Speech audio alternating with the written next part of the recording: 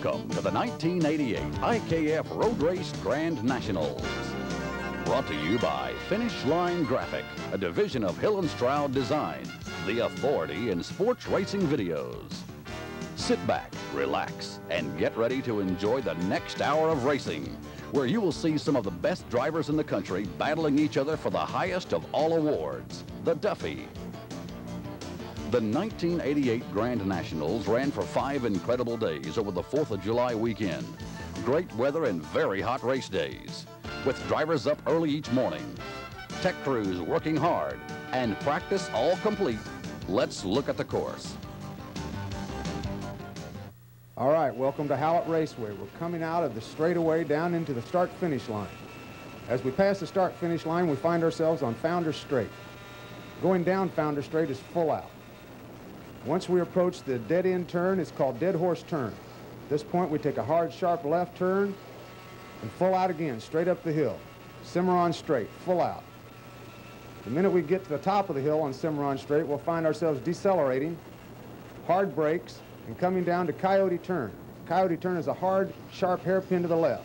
A lot of people can lose it here. Coming back up through Snapping Turtle Chicanes. Snapping Turtle Chicanes throws us once again back up a hill, over towards the Dam Turn. The Dam Turn's a hard right, followed by a quick left to Bird Turn. Each one of these corners can be dangerous if you go in at the wrong speed. Once you're coming out of Bird Turn, you're thrown back downhill again into everybody's favorite corner. Everybody's favorite corner, again, is another tricky corner for the fact you can lose it here and slide out to the berms on the right and do heavy damage to your frame. Coming back up to Cannonball Straightaway. Again, this is a full-out straightaway. Leads you up to a left-hand turn over a blind hill. You can't see what's coming up next. You must know the course at this point. You immediately clip the corner to your right and go into the bitch, the worst corner of the racetrack. Totally out of camber to your left as you're trying to fight your car to the right. At this point, you're coming back up Martin House Straight, full out again, coming back up into what is Richard Colburn's turn. Just prior to that, there's an exit to the left where everybody comes back into the pits. It's a hard, vigorous track, but a fast track, one of the nation's best.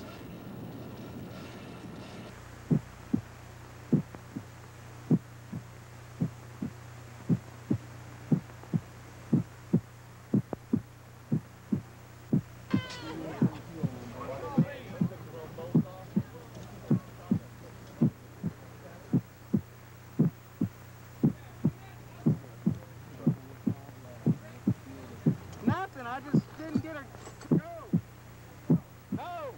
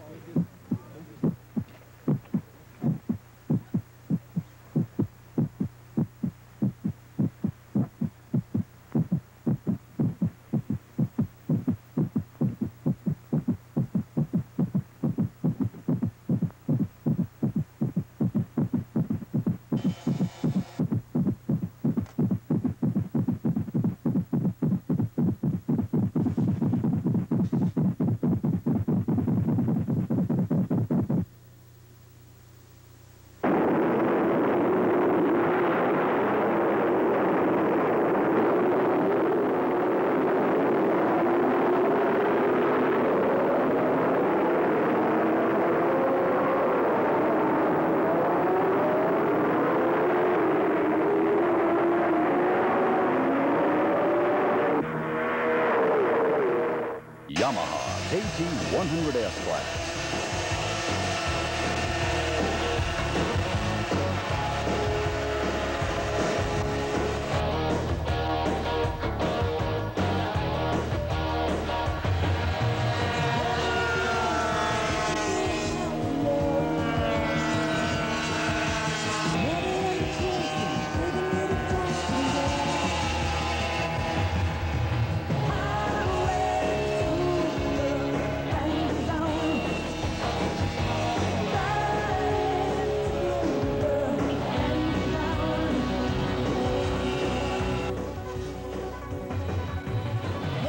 The first race on Thursday morning was the Yamaha KT100S road race class. There were 37 karts gridded for this race, which was the largest field of the entire event. Ron Emick, who started in the 10th position, quickly went to the front, followed behind by Chris Larson, Gene Martin, Joe Avorka, Mike Speed, Anthony Vanny, Peter Lane, Mike Dickinson, Steve Ellers, and David Lehman. By midpoint in the race, Ron Emick was well established in the lead, setting new track records. Gene Martin, Chris Larson, and Mike Speed were driving hard for 2nd, 3rd, and 4th positions. Mike Ensign of Oklahoma, who started in last place, was making steady progress through the field and ended up in the 6th position overall. As the final lap started, Ron Emick had a tremendous lead over the entire field and took his first Duffy of the event. Gene Martin took 2nd place, with Chris Larson, Mike Speed, and Joe Avorka taking 3rd, 4th, and 5th place.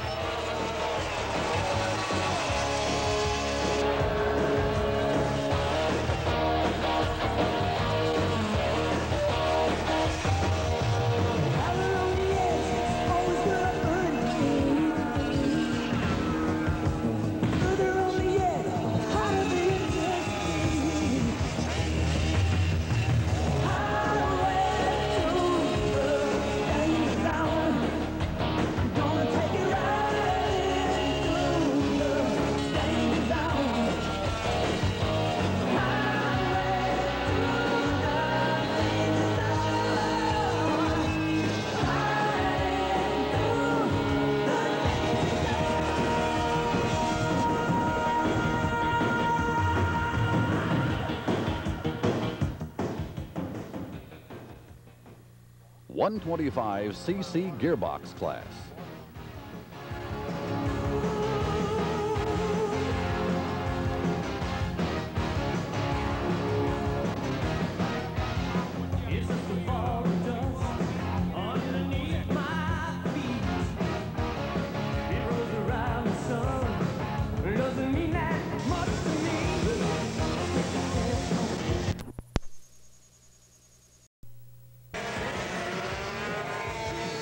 The second race on Thursday was the 125cc gearbox class. Entries in this class were small, only 14 by the time they gridded up, but it went on to be a great race. Jim Hall, the defending champion, was in the first position, and a lot of the drivers were slightly intimidated by him. Jim led the first 6 laps of the race with Don Boots in hot pursuit. They broke away from the pack, and Don took the lead from Jim and was gone, setting a new track record in the class. It was very hot, and the karts were starting to have problems as they were coming in and out of the pits quite often. Michael McAndrews was in 3rd position for quite a while and suddenly started having problems. Jerry Green and Ken Tarlow were 4th and 5th. Joe Sousley, who was in the 8th position, suddenly decided to take a look at the woods up close, and his engine stalled, so he got to watch the rest of the race from the sidelines. Only 9 of the 14 starters finished the race, with Don Boots winning the class. When he got to the scales, he fainted from the heat, which tells you it was hot out there. Jim Hall took 2nd place, with Jerry Green, Ken Tarlow, and Rick Rayburn holding down 3rd, 4th, and 5th place.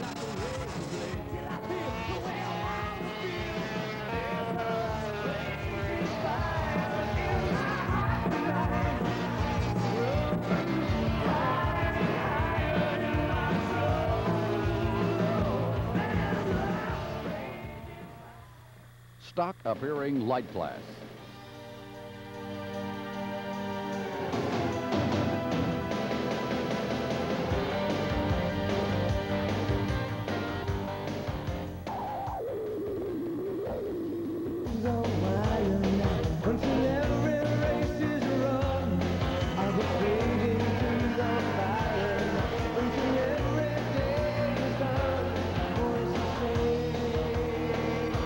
By the time the stock appearing light class was ready to go, the temperature was well into the upper 90s. There were 21 entries in this class, and as they were going to the grid, a few of them stopped at the showers and soaked themselves down so as to try to keep cool for the next hour. Don Boots, who was a defending champion, was entered in this class, but as I mentioned in the last class, he was exhausted to the point of fainting, so Mike Ensign took the ride over for him. Victoria Ellers led the pack at the green flag and held for 1 lap, when Mike Ensign took over the lead and held it for the entire race. Victoria held on to 2nd place for 15 laps, when kart number 14, Brad Armstrong, and kart 15, Chris Larson, passed her for the 2nd and 3rd spots. Holding on to 5th place was Buddy Wallen.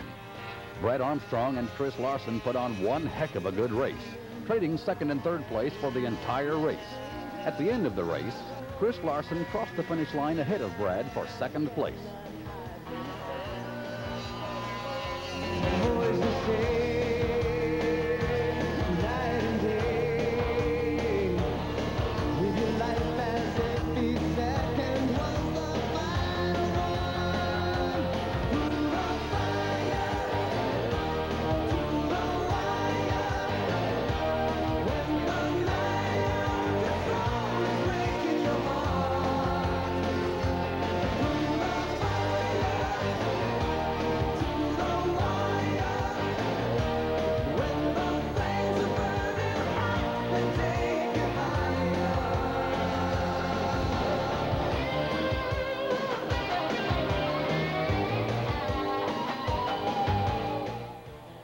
.200cc stock class.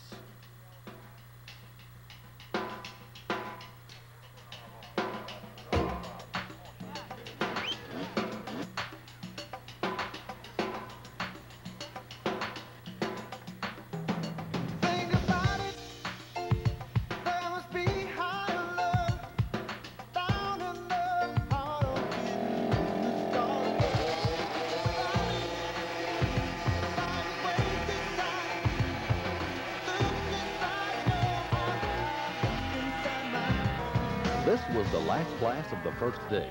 There were 14 entries, including defending champion Mike Speed.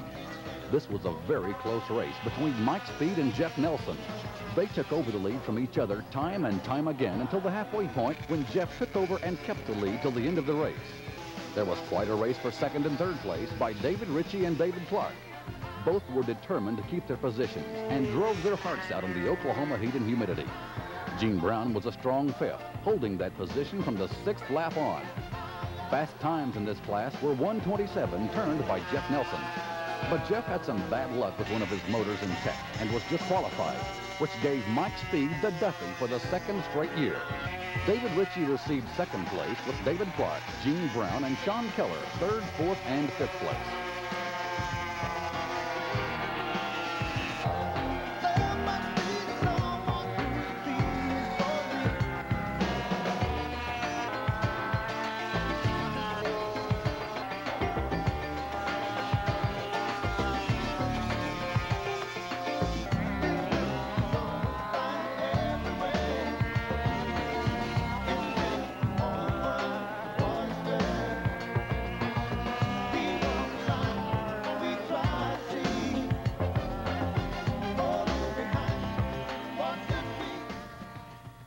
.100cc stock class.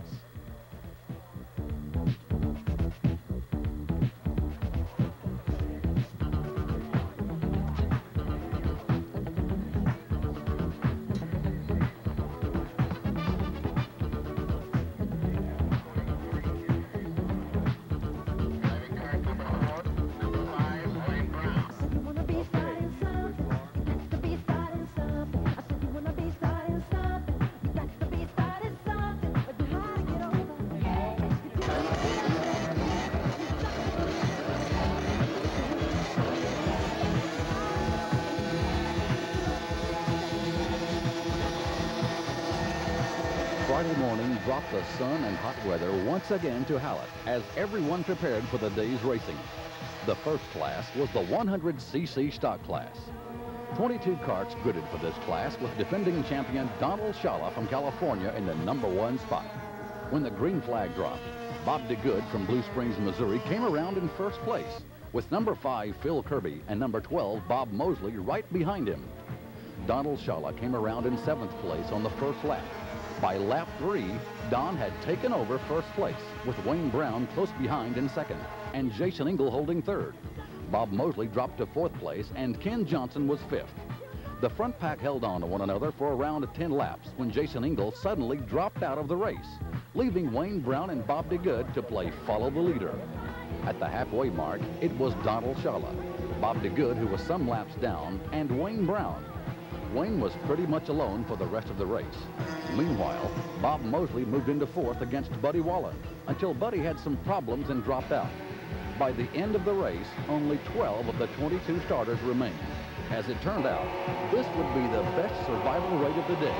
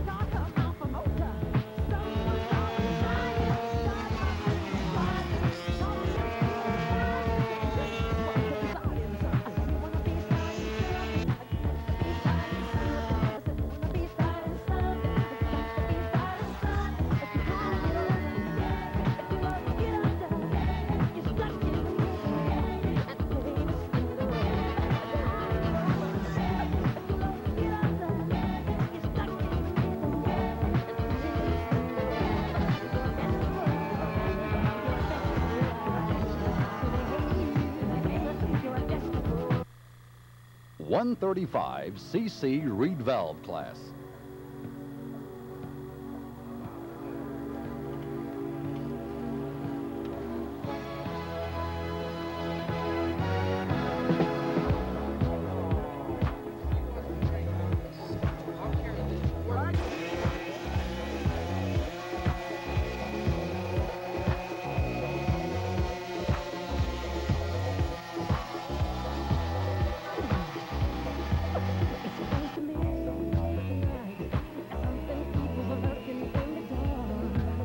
Survival was the first rule in the 135cc reed valve class, as only 5 of the 15 starters finished the race.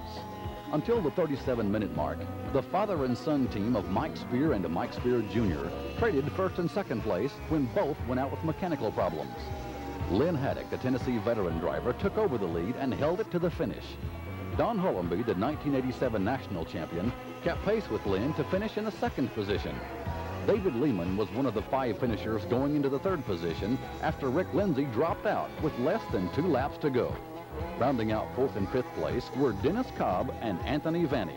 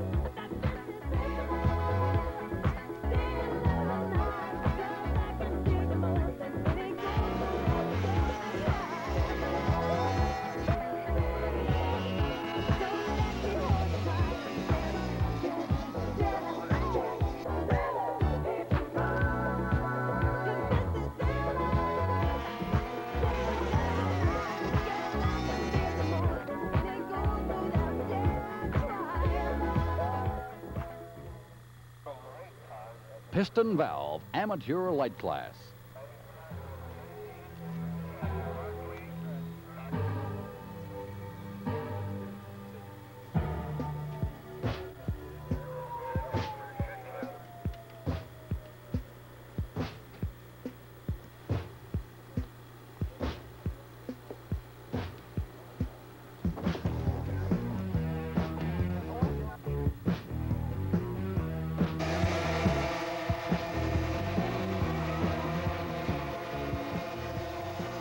By the time race number 7 started, the heat index was 107 degrees, but spirits remained high and wet driving suits was the name of the game. As the green flag dropped, Jim Parsons took the lead for the first 3 laps. Chris Larson, who was in second on the first lap, stuck his motor and went out first. Ron Emick took over the lead from Jim Parsons. Ron dominated the race, setting a new track record again in this class. He lapped all but 2nd through 4th place. Jim Parsons held on to 2nd place till the halfway point, then faded quickly, dropping back 3 laps. Peter Lane, the 1987 defending champ, hung on to 3rd place throughout the entire race, which was quite remarkable, as the day before, he was in the hospital with a very high fever from some kind of infection he had developed in his leg. Mike Ensign drove a great race, holding on to 4th place for over half the race and ended up 3rd after Jim Parsons dropped out. Shane Donnelly took 2nd, and Mike Londo took 5th place.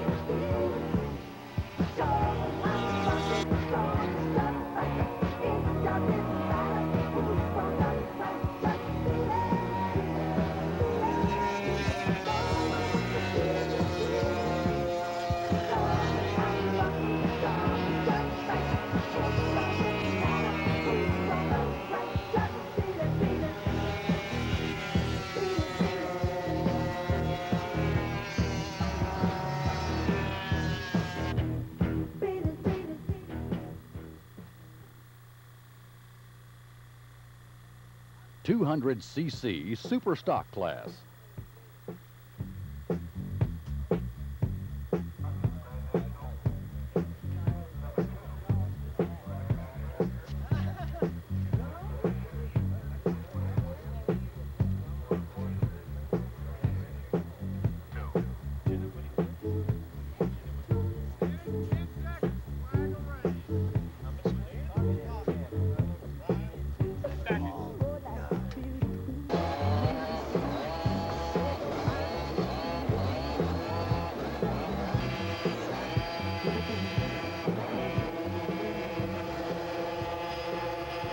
The 200cc Superstock class started at 3:30 p.m. and by this time everything was starting to wilt from the heat.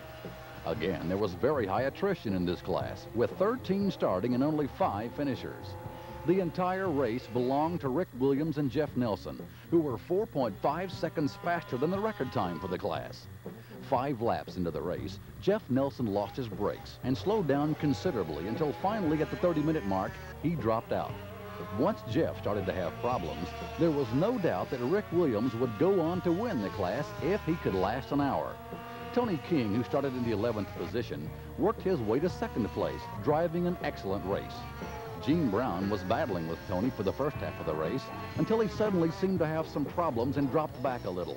Lewis Blackwell started in the 6th position, dropped back to 8th, and then with very consistent and smooth driving, moved up to 4th place through the end of the race. Roger Hatcher also proved that you have to finish to do well. Driving 10 seconds off the pace, he finished the race and took 5th place by just hanging in there.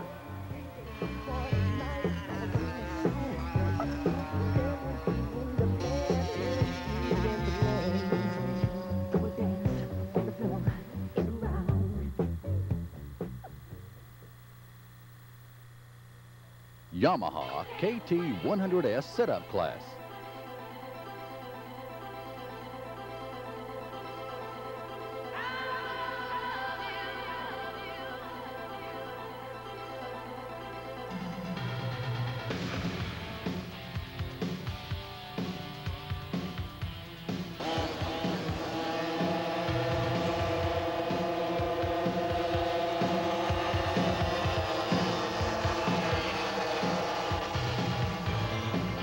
The last race of day 2 was the Yamaha KT 100S sit-up class.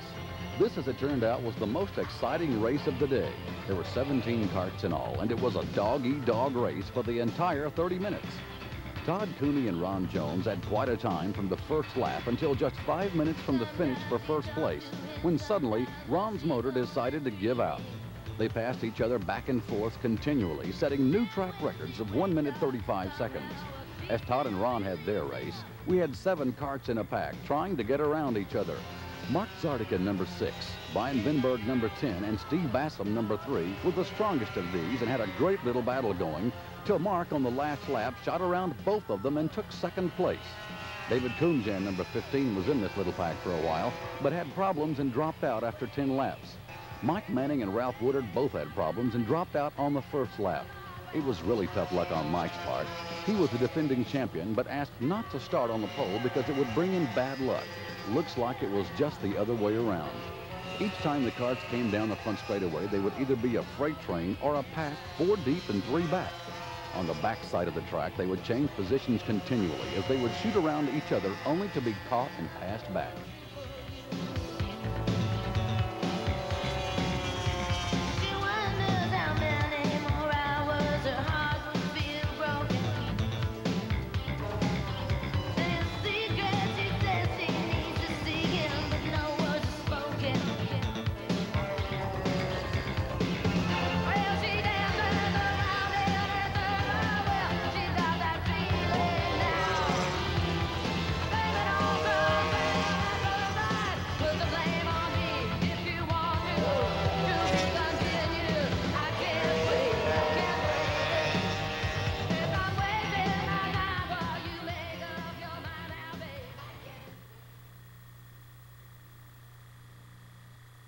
Stock appearing heavy class.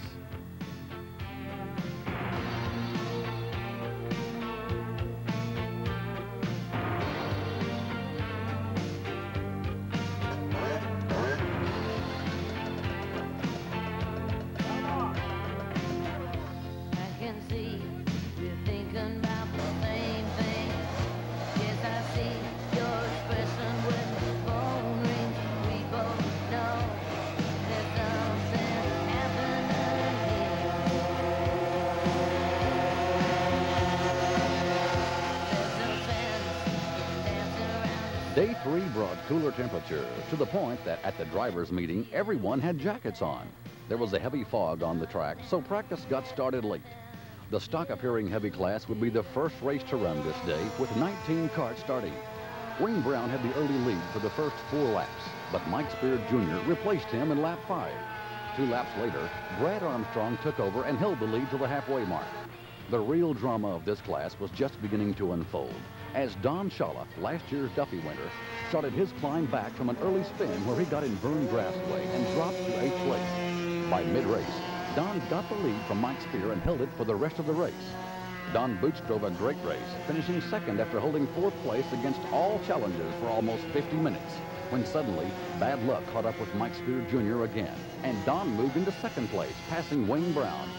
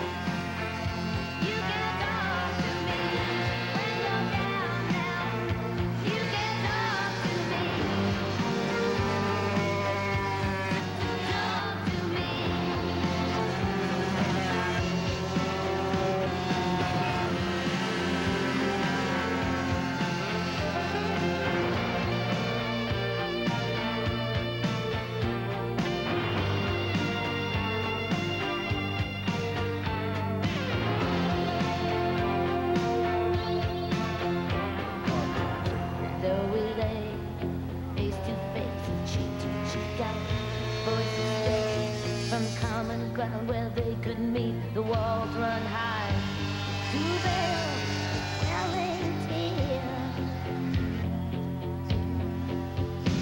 Well, let the walls burn down, set your secrets free. You can break their bounds, that you're safe with me. Prove your doubt, find no danger here. You can talk to me.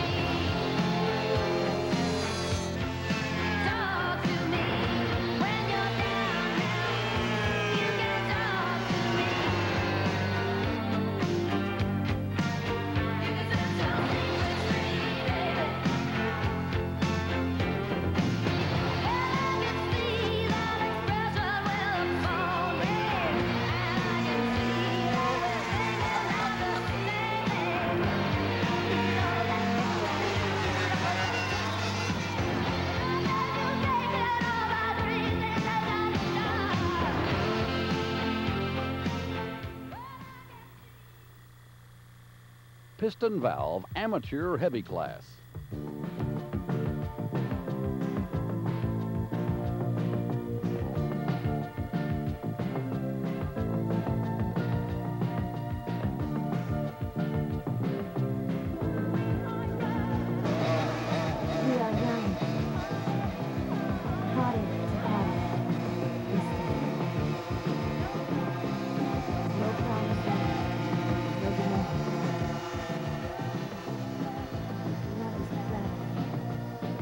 Piston valve amateur heavy class lined up after lunch for their race.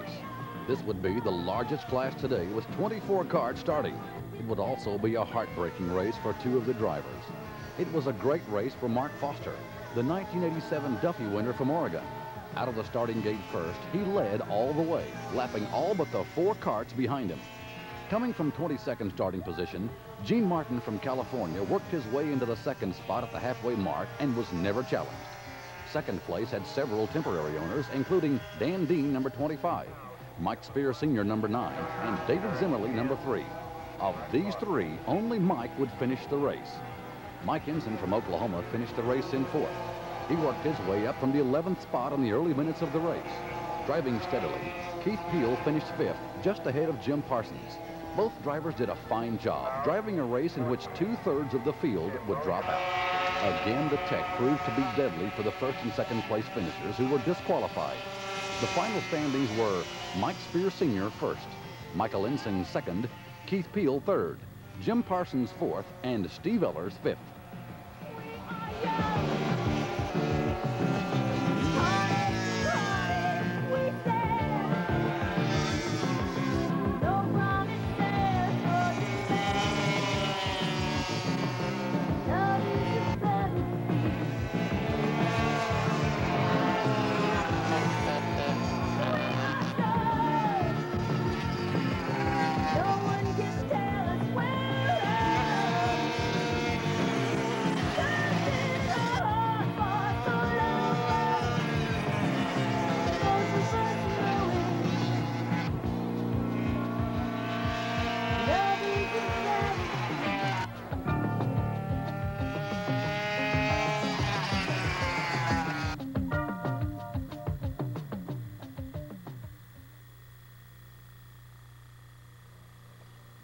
150cc Open FKE 2 class.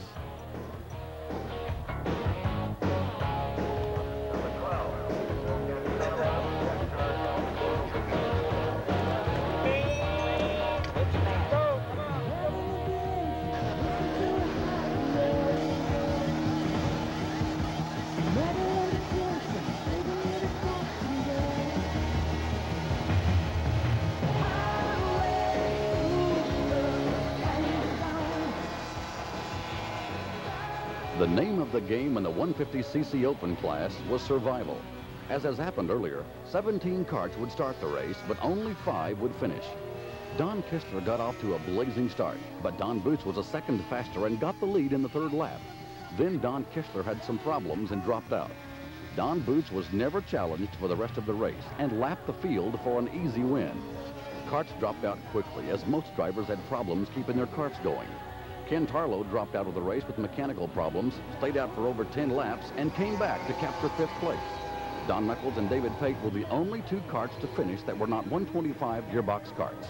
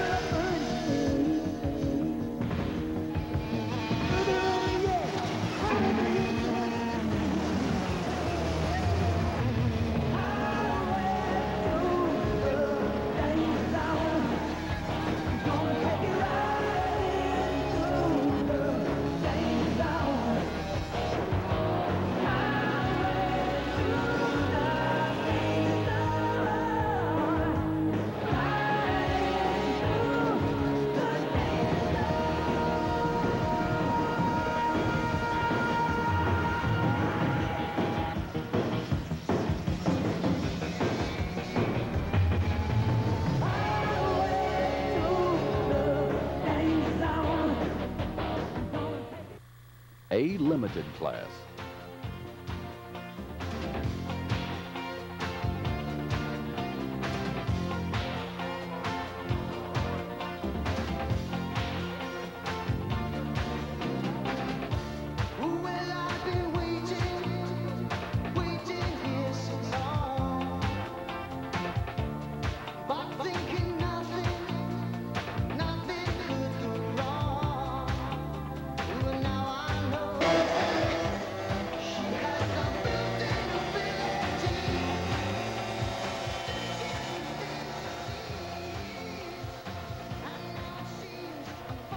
This race would turn out to be more like a regional race than a nationals race, as all but 3 of the starters were from Region 4 and 5, though the A-Limited class proved to be the most exciting race of the day.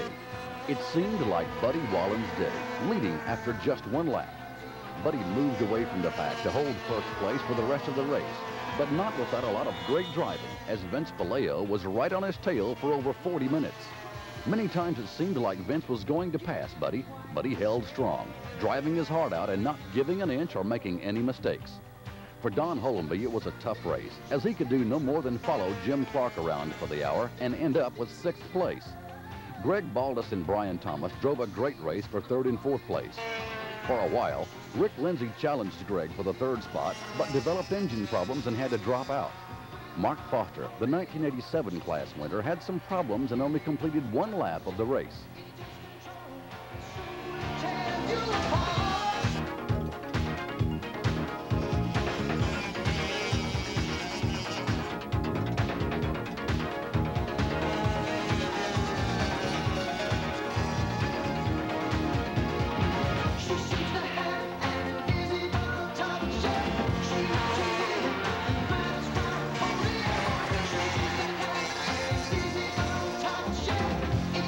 Control.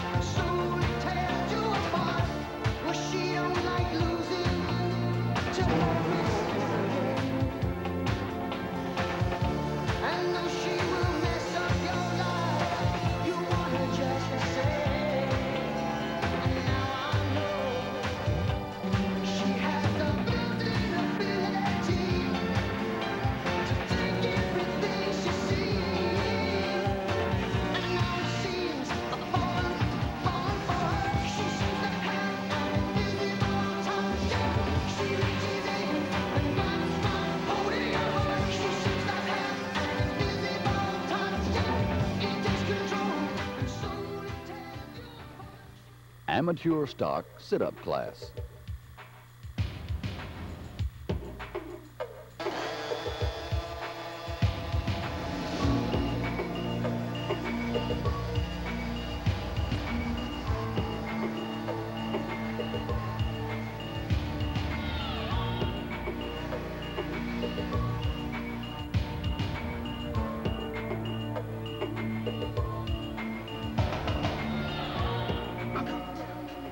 The amateur stock sit-up class was the last class of the day.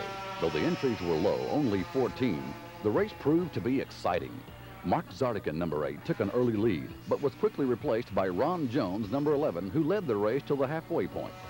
Todd Cooney took over with 15 minutes to go and ran in the lead the rest of the way, but not without a battle with Ron and Mark.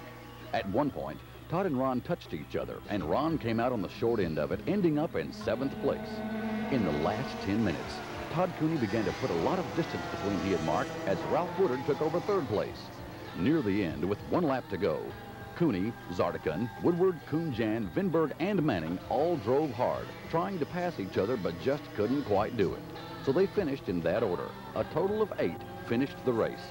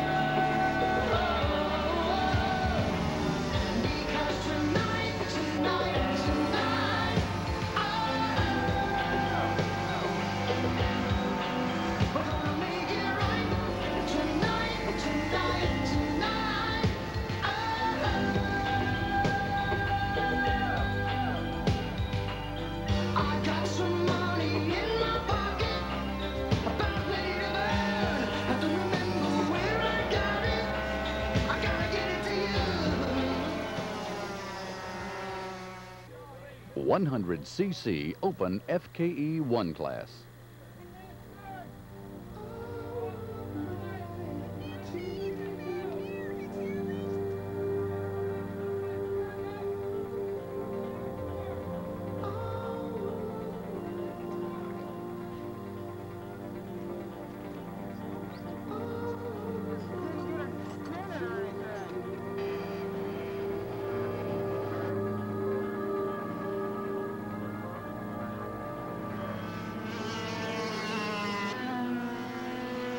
As the 4th and final day of the 1988 IKF Road Race Grand Nationals dawned, you could feel the anticipation in the pit area.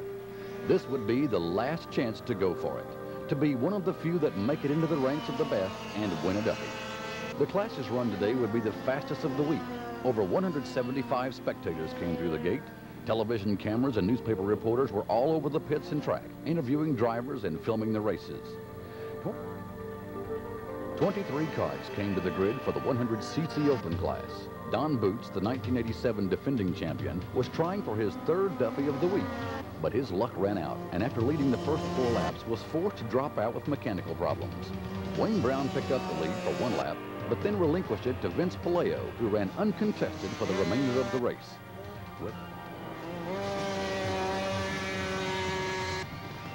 Rick Lindsay started in the 3rd spot, but ran the majority of the race in 4th place, giving up the position for a time to Jackie Oates, who later had mechanical problems and dropped out.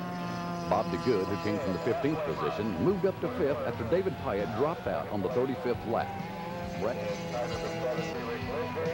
Brad Armstrong drove an impressive race for 2nd place against Wayne Brown, who challenged him for over 40 minutes of the race. Len Haddock, who started in 18th position and by the 7th lap was in 2nd place, dropped out on the 11th lap.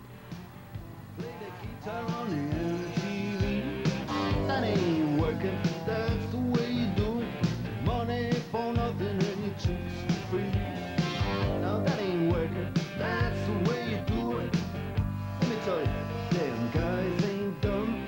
Maybe get up the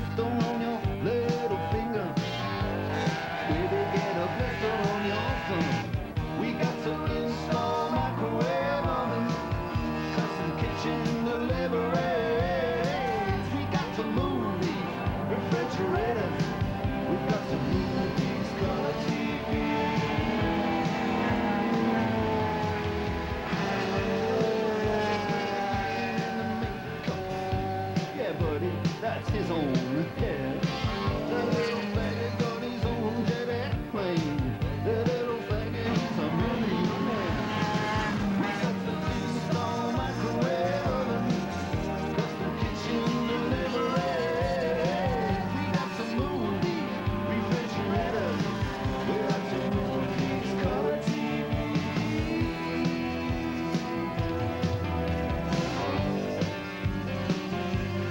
Move on, move on.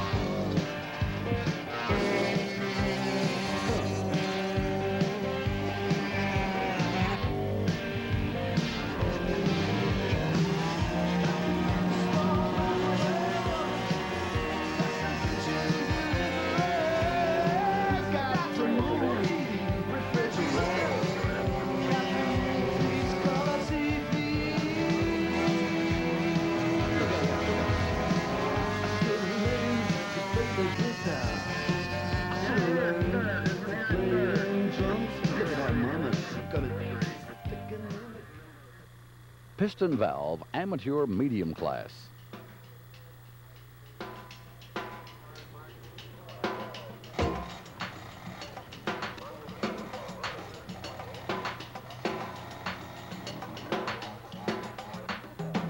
Think about it, there must be higher love down in the heart of hidden in the stars above.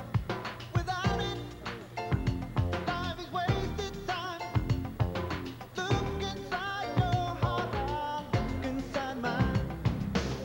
Things look so fine everywhere in this whole world.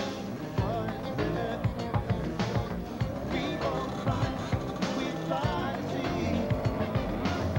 Or anything high in what we see. Mark Foster was the dominant force in the piston valve amateur medium class, moving to the front instantly as the green flag dropped. No one would be able to challenge him as he almost lapped the entire field. But the real race was for second, third, fourth, and fifth positions. Gene Martin started from 11th, moved up to second place by the fifth lap, and was able to hold that position for the entire race. Mike Ensign moved from 16th to 3rd, where he was put under some pressure by Shane Donnelly, who challenged him for the position. Also in that pack were Chris Larson and Mike Spear Jr. The driving was evenly matched by Shane, Chris, and Mike, who were passing each other continually through the entire race. Mike Londo suddenly joined the pack on the 24th lap, passing Mike Spear Jr. and taking over 6th place. But he would lose the position in the tech barn. As Shane and Chris were drafting each other in 4th and 5th position, they were starting to gain seconds on Mike Ensign. Chris Larson caught Mike Ensign and overtook him on the last 2 laps of the race. Steve Ellers and Rondalyn Gutsu ran a good race, coming from 23rd and 20th positions to finish 8th and 9th. Mike Speed, who started in the 10th position, finished in 10th.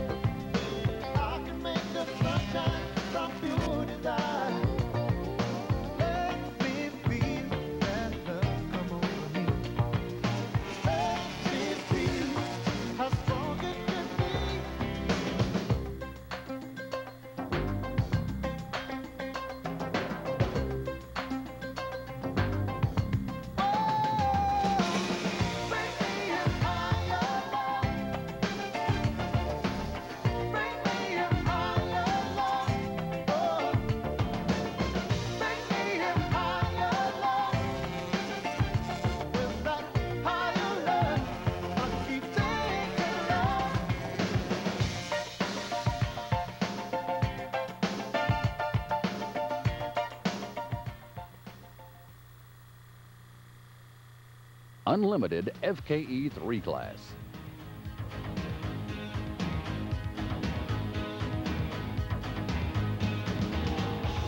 I must have dreamed 1,000 dreams, been haunted by a million screams. I can hear the marching feet moving into the street.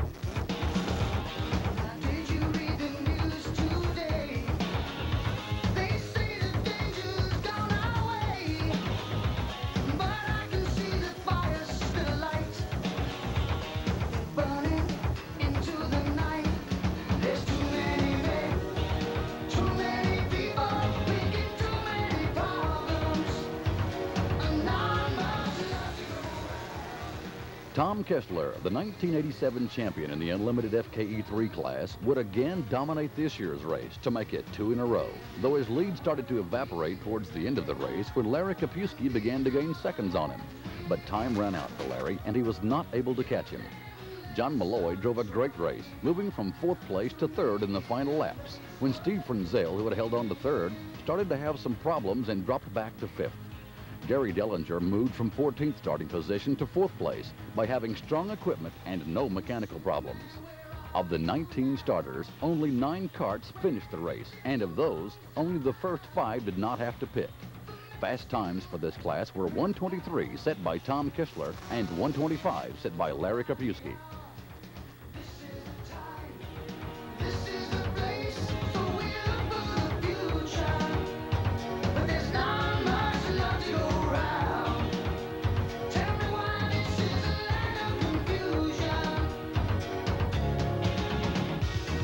This is the world we live in, and these are the hands we give up. You never let's start trying to make it a place worth living in.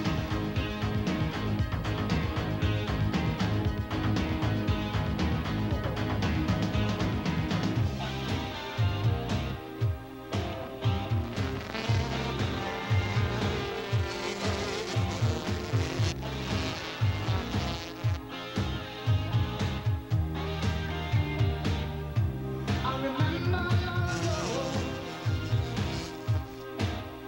when the sun was shining, and the stars were bright all through the night, and the sound of your laughter as I held you tight so long ago.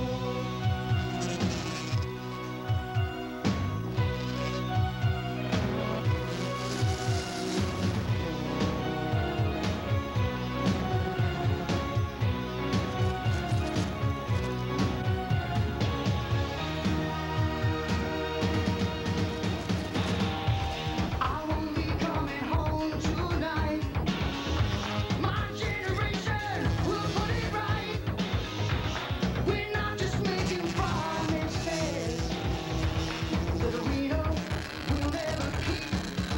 Too many men, there's too many people making too many problems, and not much love to go around.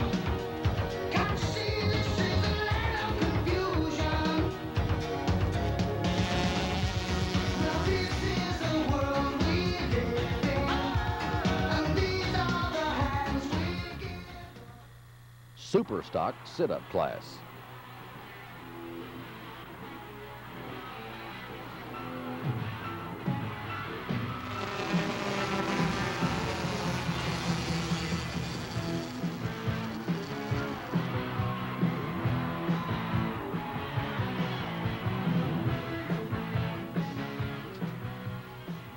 This was the final race, Super Stock sit-up class. 17 karts lined up, including the defending national champion, Ron Emick. Ron ran a great race with a lot of pressure from Ron Jones and Todd Cooney. Emick led for the first 4 laps, when suddenly Ron Jones took the lead and held it for 4 laps before Ron Emick took it back and held on to it for the remainder of the race. Todd Cooney and Ron Jones then challenged each other for the 2nd place position, passing each other a number of times during the 20 laps of racing. But Todd came out on top at the final lap. David Coomjan and Jason Engel moved into 4th and 5th position when Ralph Woodard developed problems and dropped out on the 15th lap.